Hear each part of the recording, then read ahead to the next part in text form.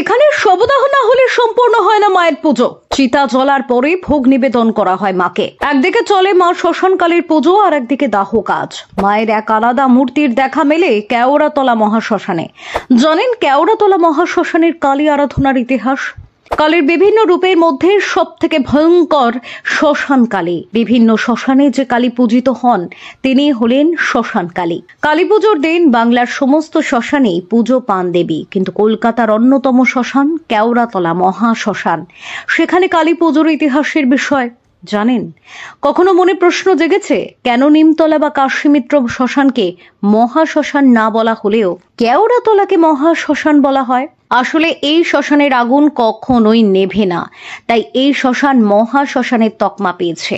কেওড়াতলা মহাশ্মশানে 1870 সাল থেকে শ্মশানকালীর পুজো হয়ে আসছে, অর্থাৎ 2025 সালে এই পুজো 155 বছরে পদার্পণ করবে। জনশ্রুতি অনুযায়ী স্থানীয় এক কাপালিক এই পুজো শুরু করেন। তিনি স্থানীয় 2 ব্রাহ্মণের সাহায্য নেন। এছাড়া এখানে মায়ের এক ভিন্ন রূপের দেখা মেলে গোটা বাংলায়। যেখানে মায়ের 4 হাত ও জিহ্বা বেরিয়ে থাকে, সেখানে এটা একটু অন্যরকম। জানা যায় যখনই পুজো শুরু হচ্ছিল সে সময় কেওড়াতলা মহাশ্মশানের শ্মশানকালীর 2 হাত ছিল, জিভ দেখা যেত না দেবীর। আজও সেই একই ধারা বহাল আছে। কেওড়াতলার এই কালী পুজো করে থাকেন ডোমেরা। একদিকে শবদাহ চলে, আর একদিকে মায়ের পুজো।